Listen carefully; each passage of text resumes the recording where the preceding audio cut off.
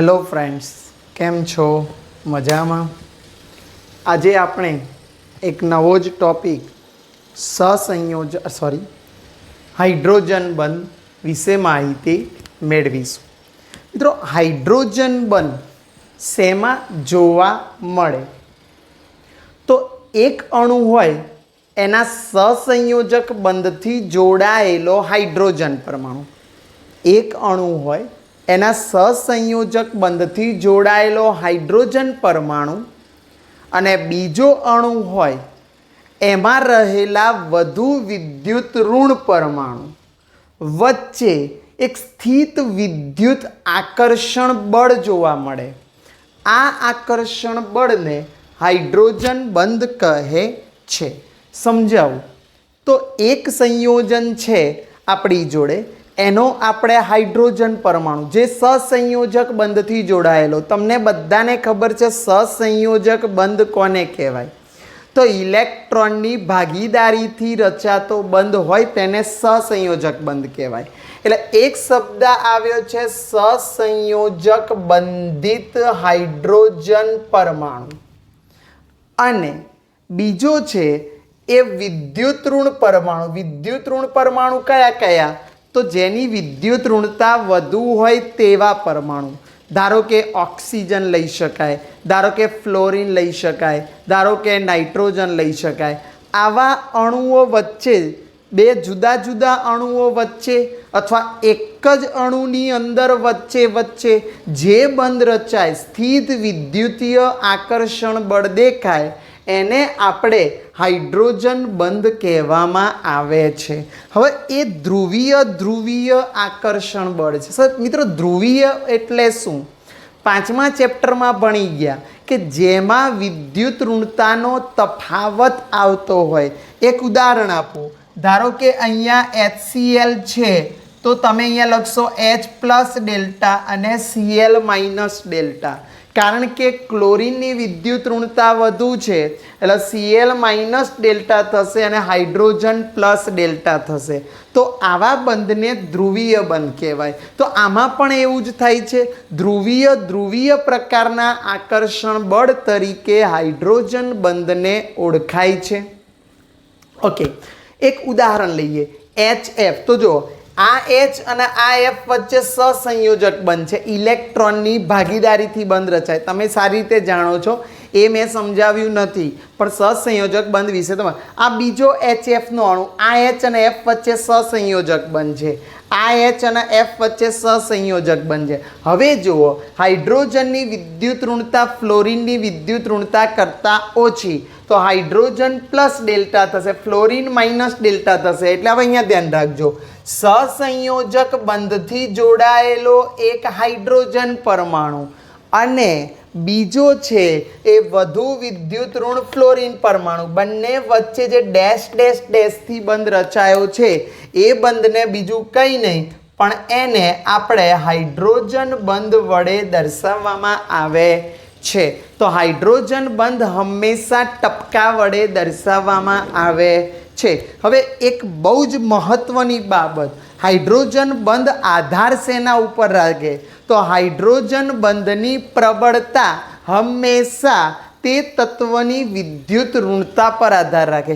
એટલે કે હાઇડ્રોજન, જેમ તત્વની વિદ્યુત ઋણતા વધુ તેમ હાઇડ્રોજન બંધની પ્રબળતા વધુ. એટલે ફ્લોરિનની વિદ્યુત ઋણતા વધુ છે. ધારો કે H2O હોત તો એમાં ઓક્સિજન છે, અહીંયા HF છે એટલે ફ્લોરિન છે. એટલે ફ્લોરિનની વિદ્યુત ઋણતા H2Oમાં રહેલા ઓક્સિજનની વિદ્યુત ઋણતા કરતાં પ્રબળ હોવાને કારણે HF બંધ હંમેશા પ્રબળ હોય, અને જ્યારે H2O બંધ HFની કમ્પેરમાં નિર્બળ હોય છે. હજુ આની આગળ જઈએ તો વિદ્યુત ઋણતાની સિવાય ચલે છે 1/, યાદ રાખજો, ચલે છે 1/, પરમાણવીય કદ, જે પરમાણુ છે એનું કદ. તો જેમ પરમાણવીય કદ નાનું હોય તેમ તેની પ્રબળતા વધુ હોય. તમે લોજિકલી વિચારો, HFમાં ફ્લોરિન છે, H2Oમાં ઓક્સિજન છે ને NH3માં નાઇટ્રોજન છે. તો ફ્લોરિનનું કદ નાનું તો એની હાઇડ્રોજન બંધની પ્રબળતા વધુ થશે. એટલે તમને ખબર પડી ગઈ હશે કે હાઇડ્રોજન બંધની પ્રબળતા કેટલી વસ્તુ ઉપર આધાર રાખે? 2 વસ્તુ ઉપર. પહેલી વસ્તુ શેના ઉપર? તો પરમાણુની વિદ્યુત ઋણતા અથવા 1 પરમાણવીય કદ. ઓકે, હવે હાઇડ્રોજન બંધના પ્રકાર જોઈએ મિત્રો. હાઇડ્રોજન બંધના પ્રકાર કેટલા? તો હાઇડ્રોજન બંધના ટોટલ 2 પ્રકાર છે. યાદ રાખજો, એક આંતર આણ્વીય હાઇડ્રોજન બંધ અને બીજો છે એને કહેવાય આંતઃ આણ્વીય હાઇડ્રોજન બંધ. હવે ક્વેશ્ચન થશે, સાહેબ આંતર આણ્વીય હાઇડ્રોજન બંધ કોની વચ્ચે રચાય?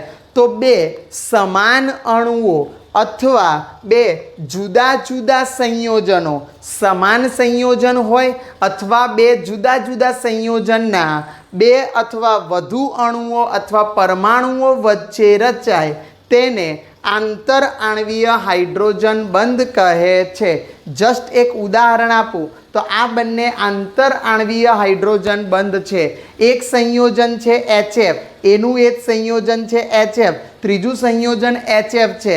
એટલે વ્યાખ્યા શું બોલ્યા? સમાન છે આ બધા, સમાન અથવા અહીંયા જુદા જુદા તો ROH, H2O, ROH તો અહીંયા જુદા જુદા તો સમાન સંયોજનો અથવા જુદા જુદા સંયોજનોના 2 અથવા વધુ અણુઓ વચ્ચે રચાતા બંધને, અણુઓના પરમાણુઓ વચ્ચે રચાતા બંધને આંતર આણ્વીય હાઇડ્રોજન બંધ કહે છે. એટલે આને કહીશું આપણે આંતર આણ્વીય હાઇડ્રોજન બંધ. આ સમાન છે, આ જુદા જુદા અણુઓ છે. તો એક બીજો શબ્દ આવે સાહેબ, આંતઃ આણ્વીય હાઇડ્રોજન બંધ કોને કહેવાય? તો આંતઃ એટલે શું? તો 2 બધા જ એક જ અણુની અંદર રહેલા 2 પરમાણુ વચ્ચે જે હાઇડ્રોજન બંધ રચાય. જુઓ, આ એક જ અણુ છે ઓર્થો નાઇટ્રોફિનોલ. થોડુંક તમારા માટે નવું છે નામકરણના, NO2 નાઇટ્રો બાજુમાં હોય તો ઓર્થો બોલાય અને ફિનોલ, ફિનોલ એટલે બેન્ઝીન ઉપર OH છે, નામ યાદ રાખજો. આ ઓર્થો નાઇટ્રોફિનોલ અણુ એક જ છે, એના 2 જુદા જુદા વિદ્યુત ઋણ પરમાણુ વચ્ચે હાઇડ્રોજન, આ H પ્લસ ડેલ્ટા થશે, ઓક્સિજન માઇનસ ડેલ્ટા થશે, એટલે એની વચ્ચે બંધ રચાય છે. એટલે એને કહેવાય છે આંતઃ આણ્વીય હાઇડ્રોજન બંધ.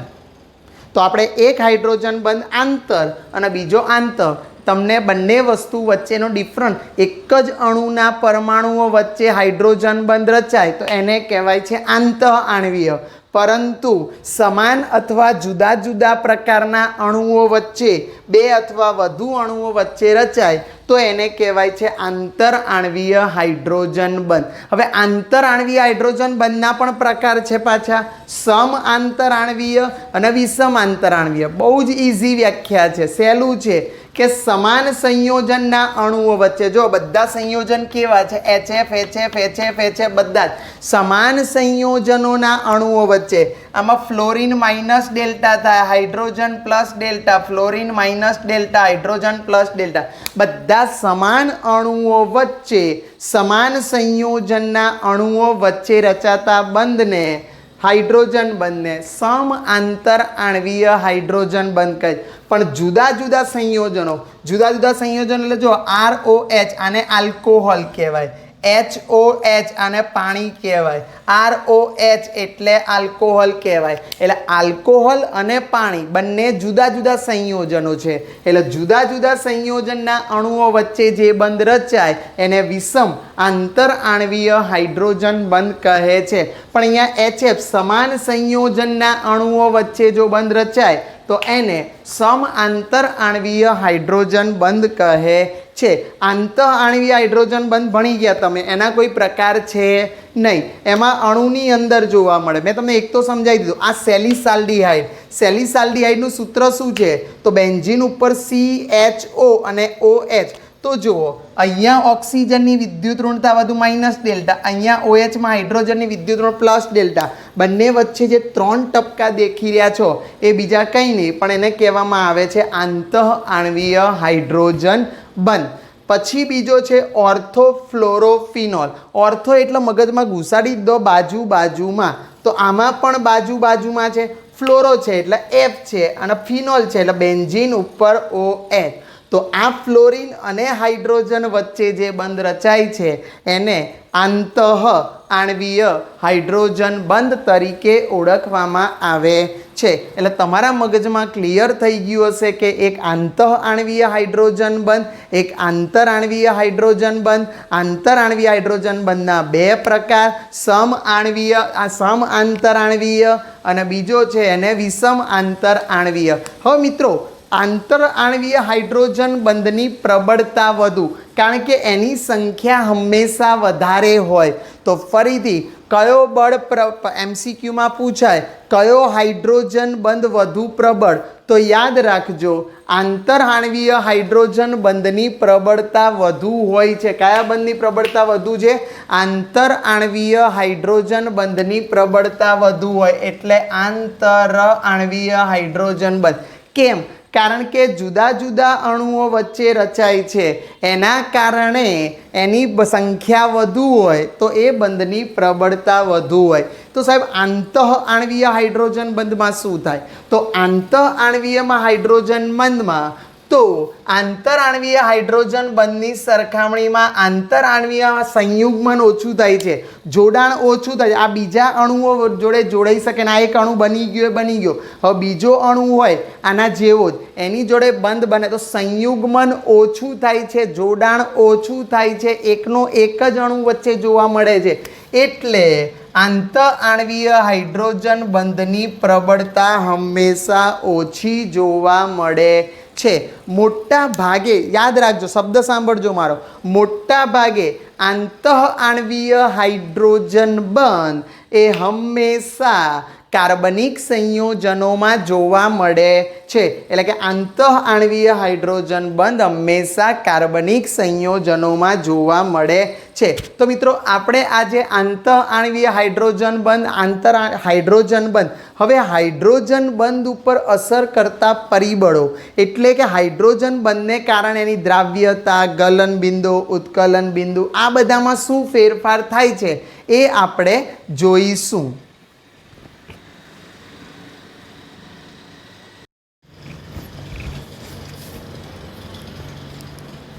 હેલો ફ્રેન્ડ્સ, કેમ છો?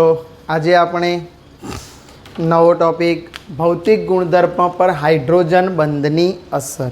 મિત્રો કેટલાક ભૌતિક ગુણધર્મો છે કે જે હાઇડ્રોજન બંધ ઉપર અસર કરે છે, કે હાઇડ્રોજન બંધ એ તે ભૌતિક ગુણધર્મો ઉપર અસર કરે છે.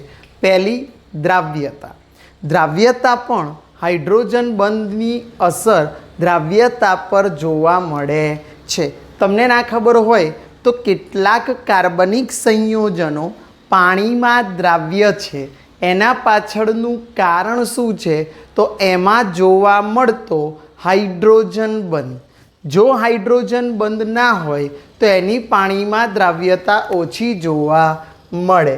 તો કાર્બનિક સંયોજનો પાણીમાં દ્રાવ્ય અને એના માટે જવાબદાર કયું ફેક્ટર છે? હાઇડ્રોજન બંધ.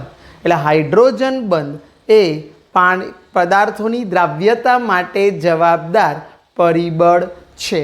ઉદાહરણ આપીએ, જો આ આલ્કોહોલ કહેવાય, ROH, 10મા ધોરણમાં તમે ભણી ગયા છો.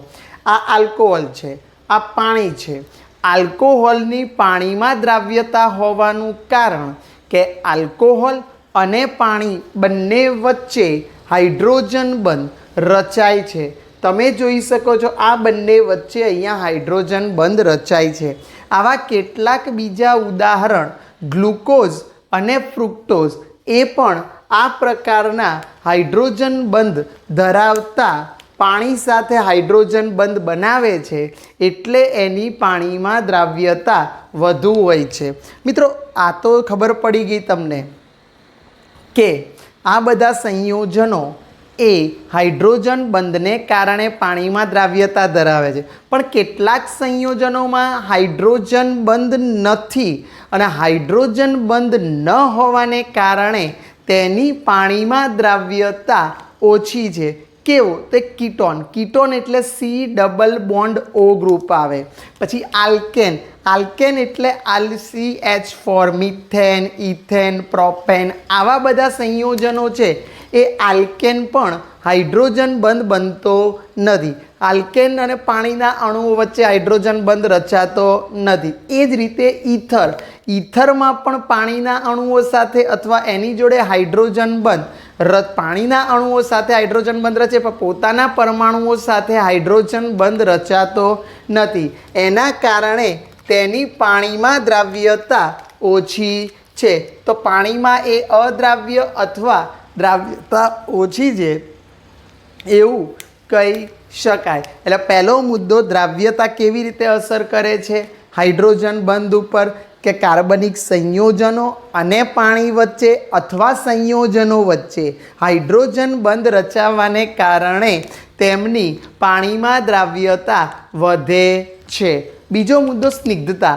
તમે ટોપિક ભણી ગયા હશો 5મા ચેપ્ટરમાં સ્નિગ્ધતા. સ્નિગ્ધતા એટલે ચિકાસ.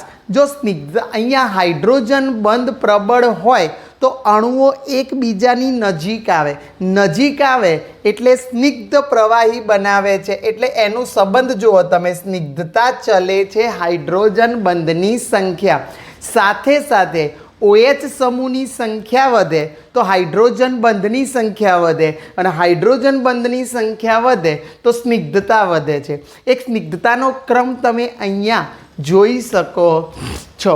તો આ સ્નિગ્ધતાનો ક્રમ તમે સારી રીતે જુઓ છો કે મિથેનોલ કરતાં ઇથિલિન ગ્લાયકોલમાં સ્નિગ્ધતા વધારે જોવા મળે છે, કારણ કે તેમાં કેટલા OH છે? 2 OH છે. મિથેનોલમાં કેટલા OH છે? 1 જ OH છે. અને ગ્લિસરોલ અથવા પ્રોપેન 1, 2, 3 ટ્રાયોલમાં કેટલા OH છે? તો તમે જોઈ શકો છો OH સમૂહ વધે છે તો અહીંયા હાઇડ્રોજન બંધની સંખ્યા વધે. આટલું યાદ રાખજો. દ્રાવ્યતામાં પણ આ જ વસ્તુ કહી શકું કે ઇથિલિન ગ્લાયકોલ એ પાણીમાં વધુ દ્રાવ્ય છે. કોના કરતાં? ઇથિલિન ગ્લાયકોલ કરતાં. એના માટે જવાબદાર ફેક્ટર કયું? તો હાઇડ્રોજન બંધ જ, કારણ કે OH સમૂહ હોવાને કારણે તેની સાથે હાઇડ્રોજન બંધ વધારે બનાવશે, જેના કારણે તેની પાણીમાં દ્રાવ્યતા વધે છે. ઇથિલિન ગ્લાયકોલમાં 2 જ OH છે એટલે પાણીમાં દ્રાવ્યતા ઓછી. એટલે જેમ OH સમૂહની સંખ્યા વધે એમ હાઇડ્રોજન બંધની સંખ્યા વધે, અને હાઇડ્રોજન બંધની સંખ્યા વધે તો 2 ફેક્ટર વધે. એક દ્રાવ્યતા પણ વધે અને બીજી સ્નિગ્ધતા પણ વધે છે. તો તમે સ્નિગ્ધતા ઉપરથી જાણી શકો છો કે દ્રાવ્યતા અને સ્નિગ્ધતા બંને હાઇડ્રોજન બંધની સંખ્યા એટલે કે OH સમૂહો પર આધાર રાખે છે. એવું જ ઉદાહરણ બીજું લઉં, પાણી. પાણીનું સૂત્ર શું થાય? H2O, મિથેનોલ અને ઈથર. તો પાણીની અંદર ઘણા બધા હાઇડ્રોજન બંધ રચાય છે.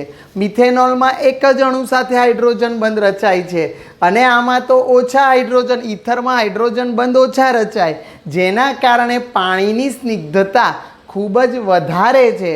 બીજા નંબરની આમાં મિથેનોલમાં છે, અને ત્રીજી સૌથી ઓછી તો ડાયમિથાઇલ ઈથર અથવા આને કહેવાય છે મિથોક્સીમિથેન પણ નામ લખી શકાય. તમને IUPAC નામ ના આવડે એટલે આપણે ઈથર ખાલી યાદ રાખી શકો છો. તો સ્નિગ્ધતા હાઇડ્રોજન બંધની સંખ્યા અને OH સમૂહની સંખ્યા પર આધાર રાખે છે, એનું આપણે જોયું. તમે એક બીજો મુદ્દો પણ ભણી ગયા છો, પૃષ્ઠતાણ. પૃષ્ઠતાણ એટલે સપાટી તમને ગોળાકાર દેખાય છે પ્રવાહીની. આ પૃષ્ઠતાણ માટે પણ જવાબદાર ફેક્ટર કોણ? તો હાઇડ્રોજન બંધની સંખ્યા. જો હાઇડ્રોજન બંધની સંખ્યા વધારે તો પૃષ્ઠતાણ વધે છે. એટલે એ પણ મુદ્દો તમને પરીક્ષામાં પૂછે કે નીચેમાંથી કોનું પૃષ્ઠતાણ મહત્તમ છે, તો તમે જોશો કોનામાં OH બંધની સંખ્યા અથવા કોનામાં હાઇડ્રોજન બંધ પ્રબળ છે. આ ઉપરાંત ગલન બિંદુ અને ઉત્કલન બિંદુ પર પણ હાઇડ્રોજન બંધ અસર કરે છે. હવે જોઈએ ગલન બિંદુ. તો હાઇડ્રોજન બંધને કારણે ગલન બિંદુ અને ઉત્કલન બિંદુ વધે છે. આગળ જઈને તમે ભણી શકશો. આલ્કોહોલ હોય ને, આ આલ્કોહોલના ગલન બિંદુ ઉત્કલન બિંદુ ઊંચા હોય એનું કારણ છે હાઇડ્રોજન બંધ. સૌથી પ્રબળ ઉત્કલન બિંદુ ગલન બિંદુમાં કાર્બોક્સિલિક એસિડ આવે, એના માટે જવાબદાર પણ શું છે? હાઇડ્રોજન બંધ. સમૂહ જો અહીંયા H2Oનું ઉત્કલન બિંદુ વધારે, પછી આલ્કોહોલ ને પછી ઇથર. કેમ? આ બંનેમાં હાઇડ્રોજન બંધ છે, જ્યારે આમાં હાઇડ્રોજન બંધ આવેલો નથી, જેના કારણે એમાં એના ગલન બિંદુ ઉત્કલન બિંદુ ઇથરના નીચે હોય છે.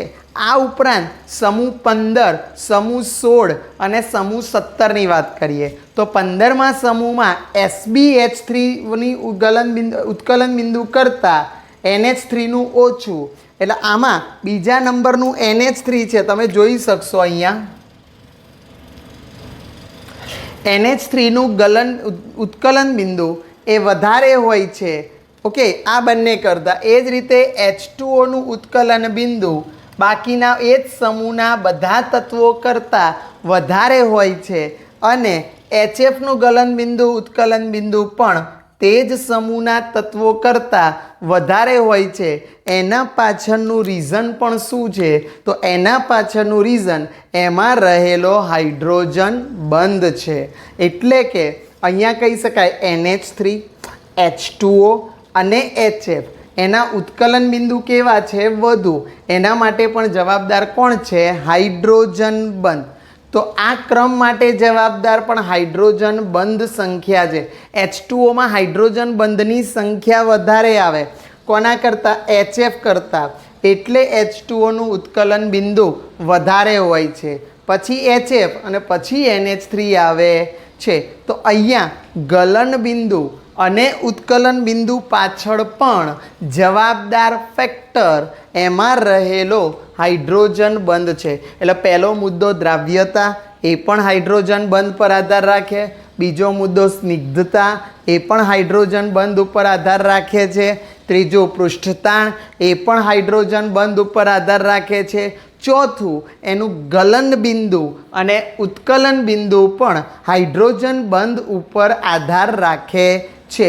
હવે પાંચમો મુદ્દો બાષ્પશીલતા. તમને ખબર હશે કે કોઈક પ્રવાહી વધુ બાષ્પશીલ હોય, કોઈ પ્રવાહી ઓછું બાષ્પશીલ. મારા શબ્દો સાંભળજો. જો અંદર હાઇડ્રોજન બંધ પ્રબળ હોય તો બાષ્પશીલતા ઘટે, કારણ કે હાઇડ્રોજન બંધના કારણે એ વાયુ ઉડી શકે નહીં. તો આ એકબીજાના વ્યસ્ત પ્રમાણમાં થશે. તો જો બાષ્પશીલતા ચલે છે 1 હાઇડ્રોજન બંધ, કારણ કે હાઇડ્રોજન બંધ જેટલો પ્રબળ હશે એટલી તેની બાષ્પશીલતા ઓછી હોય છે. આથી જ આ જ કારણે બાષ્પશીલતા વધુ કોની હોય? તો આંતરઆણવીય હાઇડ્રોજન બંધ પ્રબળ કોના કરતાં? આંતઃઆણવીય હાઇડ્રોજન બંધ કરતાં. એટલે આંતરઆણવીય હાઇડ્રોજન બંધ નિર્બળ હોવાને કારણે તેની બાષ્પશીલતા આંતરઆણવીય હાઇડ્રોજન બંધ કરતાં વધુ હોય છે. એના પાછળનું રીઝન પણ આ જ છે. એટલે પાંચમો મુદ્દો આપણે ભણ્યા બાષ્પશીલતા. આ ઉપરાંત આણવીય દળ 12મા ધોરણનો મોસ્ટ ઇમ્પોર્ટન્સ પ્રશ્ન છે, ધ્યાન રાખજો. એસિટિક એસિડ સૂત્ર શું થાય? CH3COOH. તો જો અહીંયા R છે, CH3 છે, COOH અહીંયા લખું તો RCOOH. તો કેટલી જગ્યાએ હાઇડ્રોજન? તો 2 કાર્બોક્સિલિક એસિડના અણુઓ જોડાય છે. કયા બંધથી જોડાય છે? તો હાઇડ્રોજન બંધથી જોડાય છે. હવે જ્યારે આ 2 કાર્બોક્સિલિક એસિડના અણુ જોડાય એટલે ડાયમર બનાવે, અને ડાયમર બનાવે એના કારણે એનું આણવીય દળ કેવું જોવા મળે છે? બમણું જોવા મળે છે. તો કાર્બોક્સિલિક એસિડનું આણવીય દળ બમણું હોવાનું કારણ તેની અંદર રહેલા ડાયમરમાં રહેલો હાઇડ્રોજન બંધ એ એના ઉપર અસર કરે છે. તો આ રીતે હાઇડ્રોજન બંધ એ આણવીય દળ વધારવા માટે પણ જવાબદાર ફેક્ટર છે. બીજી ભૌતિક અવસ્થા તમને ખબર હોય તો H2O છે એ પ્રવાહીમાં છે, જ્યારે H2S છે એ બાષ્પ સ્વરૂપમાં હોય છે અથવા વાયુમય સ્વરૂપમાં છે. કેમ? કારણ કે H2Oમાં એક H2Oનું અણુઓ બીજા 4 અણુઓ પાણીના અણુઓ સાથે જોડાઈને હાઇડ્રોજન બંધ રચે છે, એટલે એની વચ્ચેનું આકર્ષણ વધારે હોય છે, એટલે પ્રવાહી સ્વરૂપમાં. જ્યારે H2Sમાં જે બંધ હોય છે હાઇડ્રોજન બંધ હોય છે ખરો, પણ એ H2O જેટલો પ્રબળ હોતો નથી. આમ H2O કરતાં ઓછો પ્રબળ હોવાને કારણે શું થાય, H2S એ બાષ્પ સ્વરૂપમાં ઉડી જાય છે, એટલે વાયુ સ્વરૂપમાં જોવા મળે છે, કારણ કે આકર્ષણ બળ એમાં પ્રબળ નથી. એટલે એવું કહી શકાય આ હાઇડ્રોજન બંધને કારણે H2O એ કયા સ્વરૂપમાં છે, એ પ્રવાહી સ્વરૂપમાં છે, અને H2S વાયુ સ્વરૂપમાં જોવા મળે છે. તો મિત્રો આપણે હાઇડ્રોજન બંધ આખો ડિટેલમાં ભણી ગયા. હાઇડ્રોજન બંધ, તેના પ્રકારો અને હાઇડ્રોજન બંધ કોના કોના ઉપર અસર કરે છે. તો હાઇડ્રોજન બંધના પ્રકાર આપણે ભણ્યા. આંતઃ, આંતર. એમાં આંતર આણવીય હાઇડ્રોજન બંધના પાછા 2 પ્રકાર, સમ આણવીય અને પહેલામાં વિષમ આણવીય. હવે એના પછી આપણે અસર કરતા પરિબળો, હાઇડ્રોજન બંધ કોના કોના કયા પરિબળો પર અસર કરે છે. તો પહેલું પરિબળ આપણે જોયું કે દ્રાવ્યતા, એ યાદ રાખજો, MCQમાં ગમે તે G-NEETમાં પૂછી શકાય. આ દ્રાવ્યતા. બીજો મુદ્દો છે સ્નિગ્ધતા. ત્રીજો મુદ્દો છે પૃષ્ઠતાણ. ચોથો મુદ્દો છે એનો આપણે ગલન બિંદુ, ઉત્કલન બિંદુ. પાંચમો મુદ્દો છે બાષ્પશીલતા. છઠ્ઠો મુદ્દો છે આણવીય દળ. અને સાતમો મુદ્દો છે ભૌતિક અવસ્થા. એ પણ હાઇડ્રોજન બંધના અનુસંધાનમાં ગણવામાં આવે છે. તો મિત્રો તમને સમજણ પડી ગઈ હશે. ઓકે, તો thank you very much. Okay, by.